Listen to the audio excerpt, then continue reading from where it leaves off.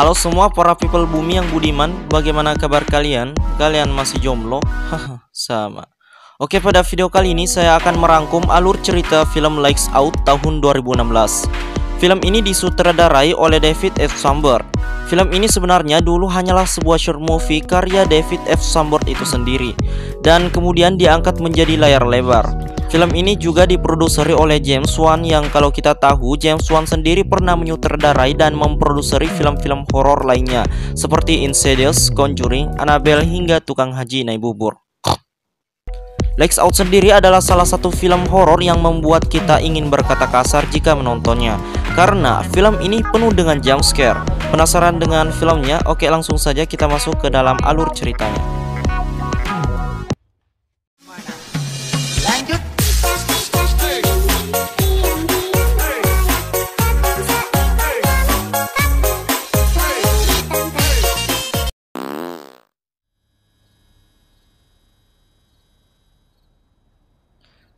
Film ini dibuka dengan memperlihatkan sebuah ayah yang sedang lembur dalam pekerjaannya. Di sela-sela tugasnya, ia masih sempat menelpon anaknya dan menanyakan kondisi istrinya. Istrinya sendiri seperti mengalami gangguan mental, di mana ia selalu berbicara sendiri sehingga membuat anak laki-lakinya takut. Oke, untuk lebih jelasnya saya akan jelaskan nanti ya, makanya tonton sampai habis. Setelah menelpon si anak, muncullah rekan kerjanya yang kita sebut saja Ibu Sukija. Ibu Sukija ini bermaksud untuk menemani si ayah lembur, namun si ayah menolak sehingga Bu Sukija pun pulang lebih dulu meninggalkan si ayah seorang diri. Singkat cerita, pada saat Ibu Sukija hendak pulang, ia terlebih dahulu mematikan lampu di sebuah ruangan. Pada saat ia mematikan lampu di ruangan itu, terlihat sebongkah makhluk yang berdiri santuy di ujung ruangan. Namun, pada saat Bu Sukija menghidupkan kembali, makhluk itu pun juga hilang. Dan setelah beberapa lama Bu Sukija mematikan dan menghidupkan lampu itu, tiba-tiba makhluk itu sudah berada tepat di depan Bu Sukija. Anjir, jujur pada saat saya pertama nonton film ini, saya sangat terkejut pada scene ini. Sehingga membuat HP saya jatuh. By the way, HP saya merek Nokia. Masih mulus dan semuanya lengkap. Harga 80 juta rupiah. Nego dikit gak apa-apa lah. Kok jadi promosi ya? Oke, lanjut. Bu Sukija yang sudah panik langsung melapor kepada si ayah. Namun, si ayah tidak percaya. Singkat cerita, Bu Sukija sudah pulang dan si ayah sudah selesai dengan tugasnya dan siap untuk pulang. Pada saat ia sudah berjalan di lorong kantornya, lampu di lorong itu tiba-tiba padam. Dan benar saja, si makhluk tadi muncul lagi, sehingga membuat si ayah berlari ketakutan. Dan pada saat ia lari, kakinya berhasil dicakar oleh makhluk tadi. Dan pada scene ini kita sudah mulai tahu bahwa makhluk ini mempunyai kelemahan, yaitu tidak tahan dengan cahaya. Si ayah yang tadi sudah terluka kemudian berhasil masuk kembali ke ruangan kantornya. Namun, lampu dalam ruangan itu mati sehingga makhluk itu pun masuk dan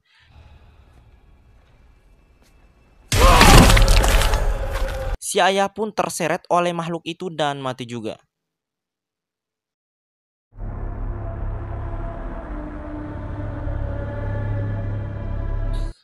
Scene pun berpindah, terlihat seekor wanita bernama Rebecca yang diperankan oleh Teresa Palmer dan seorang pria yang bernama Brett yang diperankan oleh Alexander Di Persia telah selesai melakukan aksi bercocok tanam. Sehingga si Rebecca pun menyuruh Brett untuk pulang karena si Brett sudah dapat jatah. Di tempat lain kita akan diperlihatkan lagi dengan si anak yang di awal scene tadi, yang ternyata bernama Martin yang diperankan oleh Gabriel Batman. Si Martin ini sedikit terganggu karena mendengar ibunya yang sedang berbicara dengan seseorang yang ternyata itu adalah sosok makhluk tadi. Jadi apa kaitan si ibu dengan makhluk itu nanti akan terungkap. Si Martin yang sudah melihat sosok yang berbicara dengan ibunya itu langsung berlari masuk ke dalam kamar. Namun sosok itu mencoba masuk sehingga Martin pun tidak bisa tertidur dibuatnya.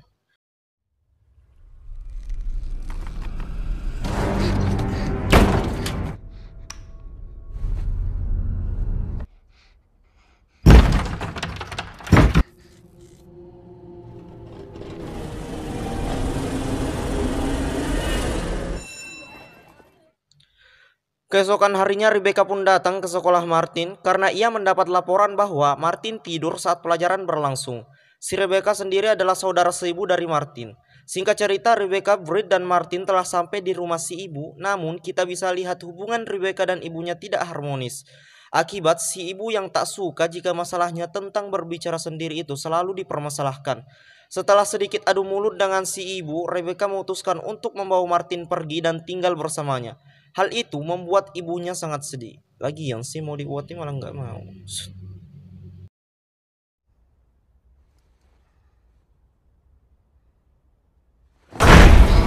Martin yang sudah di rumah Rebecca terlihat sedang memegang senter, jaga-jaga jika makhluk itu muncul lagi. Malam harinya Rebecca yang tadi sedang tidur terganggu karena mendengar suara orang yang sedang menggaruk-garuk lantai.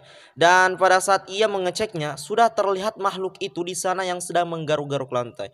Pada saat Rebecca ingin mendekatinya, tiba-tiba, awas, jump scare.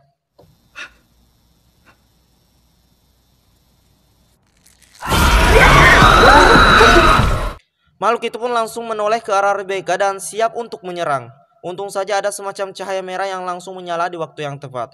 Sontak dengan cepat, Rebecca segera menyalakan lampunya.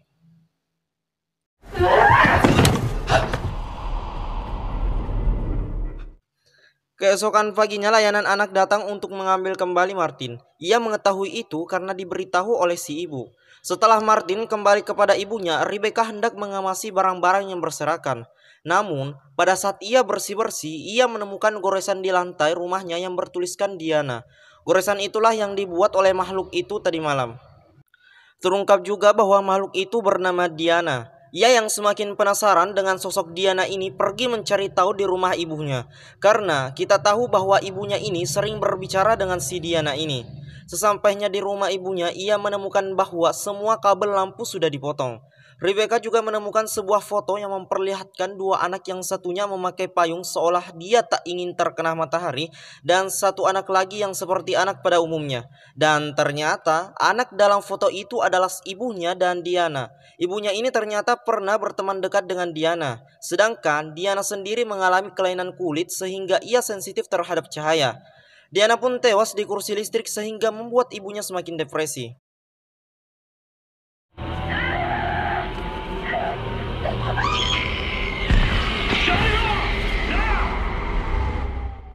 Rebecca pun segera pulang karena telah mendapatkan beberapa bukti. Tak lama setelah itu, si ibu dan Martin pun pulang dengan membawa popcorn. Mereka berencana untuk makan popcorn itu nanti. Singkat cerita, pada saat Martin sedang menonton TV, si ibu langsung mematikan lampu dan menceritakan kepada si Martin tentang sosok Diana ini. Kampret juga nih ibunya, anaknya udah takut malah dibuat takut lagi. Sontak Martin pun kaget dan hendak menyalakan lampu. Namun, tiba-tiba Diana sudah berada di atasnya. Untungnya Martin berhasil pergi dari sana. Clear, and you keep the lights out.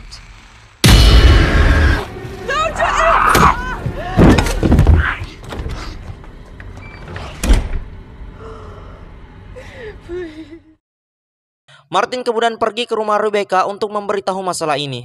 Rebecca pun hendak membuat cemilan, namun stok di kulkas sudah habis, sehingga ia menyuruh Brett untuk pergi ke Indomaret berbelanja. Martin dan Rebecca pun saling berbincang di sana. Rebecca memperlihatkan kepada Martin tentang bukti-bukti yang ia temukan tadi di rumah sang ibu. Di tengah perbincangannya terdengar pintunya diketuk dan itu pasti Brett. Namun pada saat Rebecca membuka pintu, ternyata tidak ada seseorang di sana. Dan sudah pasti itu adalah ulah si Diana kampret itu. Rebecca kemudian menelusuri semua ruangan di rumahnya. Takutnya si Diana ini nempel di sana. Namun pada saat ia menelusuri, si Martin pun hampir diseret sampai ke bawah ranjang.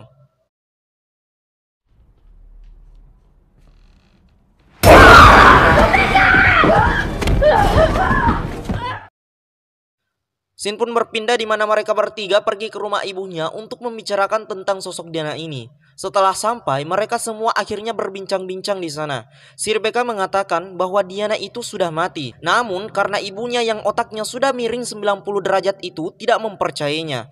Rebecca pun menyuruh Martin untuk kembali tinggal di rumahnya. Namun Martin menolaknya karena walau bagaimanapun si ibu tetap ibunya. Rebecca mendengar hal itu memutuskan untuk tinggal juga di sana bersama dengan Martin dan Brett. Dan disinilah satu persatu kengerian berawal. Si Rebecca yang tadi merasa bersalah kepada ibunya hendak pergi meminta maaf. Sesampainya di kamar si ibu, ibunya terlihat gemetar, entah itu karena ketakutan atau karena penyakitnya.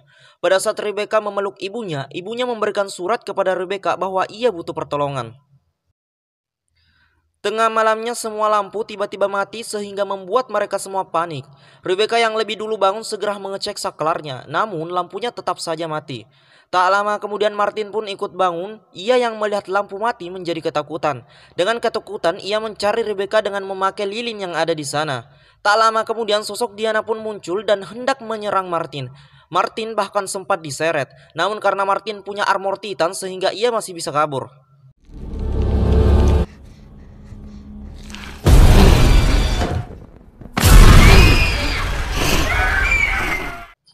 Singkat cerita, Martin pun bertemu dengan Rebecca di ruangan bawah tanah. Namun sialnya, itu semua jebakan dari Diana untuk mengurung mereka berdua di sana.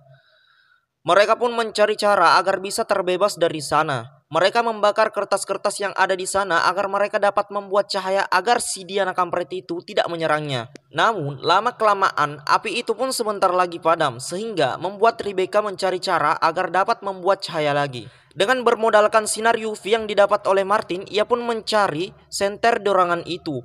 Pada saat ia mencari, ia melihat banyak sekali tulisan-tulisan dan mannequin yang wajahnya seperti sudah tercakar-cakar. Dan tiba-tiba si Diana kampret datang dengan jump scare-nya. Ternyata cahaya dari UV tidak mempan kepadanya. Untung saja Martin langsung menyelamatkannya. Tak lama kemudian polisi datang. Ternyata yang memanggil polisi adalah Britt. Rebecca mengira bahwa Britt telah kabur meninggalkannya. Karena sebelumnya Rebecca meminta tolong kepada Britt. Namun karena Britt diserang sehingga ia pun lari. Britt tidak kabur melainkan ia memanggil polisi. Britt menyerahkan kepada polisi itu untuk masuk dengan berhati-hati. Namun polisi itu tidak mengubrisnya. Singkat cerita, Rebecca dan Martin berhasil dikeluarkan di sana, namun Diana datang dan langsung menyerang kedua polisi itu. Alhasil kedua polisi itu pun tewas.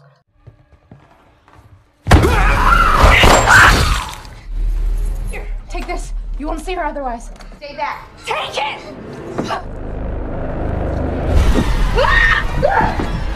Rebecca dan Martin segera lari dari sana, namun sebelumnya ia harus menyelamatkan ibunya. Dan pada saat ia mencari ibunya, Diana dari belakang langsung menarik Rebecca dan mengancam jika Rebecca mengganggunya, ia akan mati bersama dengan ayahnya. Terungkap di sini bahwa ayah Rebecca telah mati. Jadi di awal sini ayah yang mati itu bukan ayah Rebecca melainkan ayah Martin. Pertanyaannya, mengapa Diana membunuh ayah Rebecca dan Martin? Nanti saya jelaskan. Rebecca yang tadi sudah ditarik oleh Diana langsung melawan dengan cara mengarahkan cahaya senter ke tangan Diana sehingga membuat kulit Diana terbakar. Diana pun menjadi marah dan langsung membanting Rebecca. Tak lama setelah itu, tiba-tiba si ibu datang dan mengancam Diana dengan pistol. Namun si Diana mengatakan kamu tidak akan bisa menyakitiku dengan itu. Namun ternyata rencana si ibu adalah menembak dirinya sendiri. Dengan begitu Diana akan hilang selamanya. Alhasil si ibu langsung menarik pelatuknya dan ia pun tewas. Namun kabar baiknya Diana juga sudah hilang. Hurt my kid.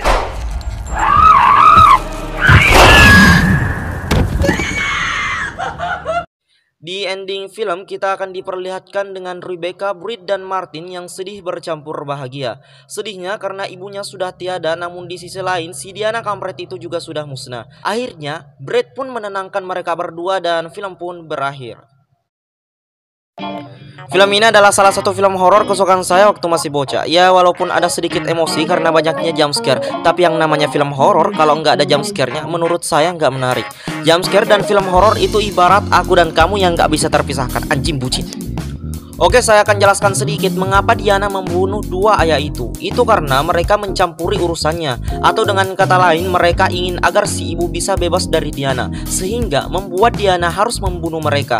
Di IMDb sendiri, Lights Out mendapat rating yang cukup baik yaitu 6,3. Ya tak heran sih, ini kan yang direct si James Wan, yang pasti berkualitas semua lah. Oke, itu saja untuk review kali ini. Jika kalian punya request, silahkan tulis di bawah. Akhir kata, saya admin Tanfan pamit undur diri dan jangan baper, anjing.